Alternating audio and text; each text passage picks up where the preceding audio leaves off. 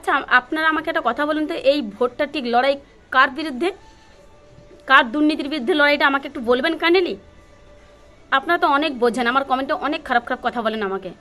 আমি রিকোয়েস্ট করছি তোমাদের কাছে, এই ভোটটা ঠিক কার দুর্নীতির বিরুদ্ধে ভোট বলবেন, তাহলে বুঝতে পারবো যে আপনার মধ্যে সামান্যটুকু বুদ্ধি আছে।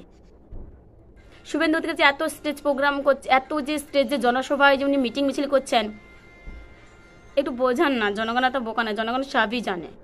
এটা হচ্ছে প্রধানমন্ত্রীকে সরানোর ভোট, প্রধানমন্ত্রী দুর্নীতির বিরুদ্ধে ভোট।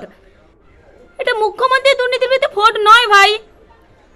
পশ্চিমবাংলা তো লোকসভাতে জিতে গেলেও মুখ্যমন্ত্রী কিচ্ছু যায় আসবে না, উনি মুখ্যমন্ত্রীই থাকবেন 2026 সাল পর্যন্ত। এটা কবে বুঝবে? শুভেন্দু অধিকারী শুধু উপরে উঠে স্টেজে উঠে মানুষকে ভুল বোঝাচ্ছে। এটা মুখ্যমন্ত্রী ভোট নয়। আপনারা এটা ভাববেন না যে লোকসভাতে বিজেপি জিতে গেলে মমতা ব্যানার্জি সরে যাবে ওখানে আসন থেকে। বাংলার মুখ্যমন্ত্রী বিজেপির কেউ হবে, এটা আপনারা ভুল ভাবছেন। এটা হচ্ছে দেশের প্রধানমন্ত্রী। কতবার বোঝাবো? আমি যদি এইটুকু একটা মেয়ে হয়ে যদি বুঝতে পারি যে লোকসভা ভোট কি আর বিধানসভা ভোট কি, তাহলে তোমরা কেন বুঝতে পারবে না?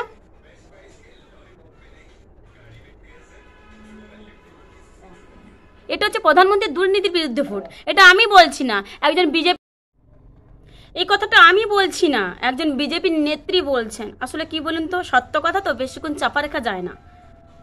ওদের মুখ একরকম কথা বলে আর মনে একরকম কথা বলে, আর মন থেকে যেটা বলে সেটা হচ্ছে একদম পারফেক্ট কথা। চলো শোনো কথাটা, কেবল এটা বলতে যে কিন্তু এডিট ফিট করা কেমন, ওনারা নিজেরাই বলেছে যে এটা কার ভোট, কার দুর্নীতির বিরুদ্ধে ভোট।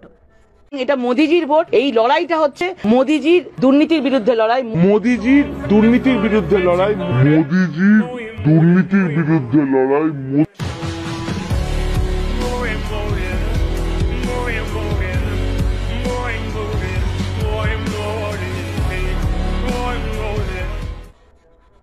একবার ভেবে দেখুন তো, একটা মেয়ে লড়াই করছে এত, আর সারা ভারতের দেশের প্রধানমন্ত্রীর কাছ থেকে শুরু করে সমস্ত বিজেপি নেতারা ওই দুজনের বিরুদ্ধেই লড়ছে। এক অভিষেক ব্যানার্জি আর দুই হচ্ছে মমতা ব্যানার্জি, যাকে এক কথা বলে ভাইপো বলে। ওই 35 বছরের ছেলেটার বিরুদ্ধে লজ্জা থাকা উচিত। আর জীবনে পশ্চিমবাংলা পাবে না, মিলিয়ে নেবেন। সিপিএম 35 বছর ছিল তো, তৃণমূল কংগ্রেস 100 বছরের বেশিও থাকবেন। কারণ ঘাসফুলের গোড়া আপনি যতই তুলে ফেলেন না কেন, মূল ও আবার ওখান থেকে জন্মাবে।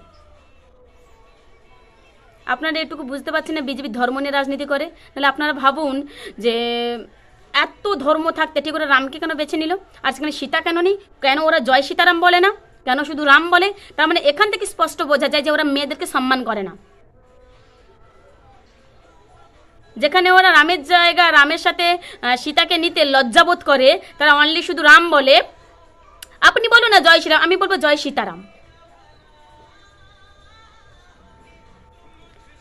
এটা নিশ্চয় আপনাদের যারা, কারণ সীতা ছাড়া রাম সম্পূর্ণ অসম্পূর্ণ, বুঝলেন? যে রামকে নিয়ে আপনি লাফালাফি করছেন, আরো আমাকে ধমকানি হুমকানি দিচ্ছ, লোকসভাতে আমার অবস্থা খারাপ হবে।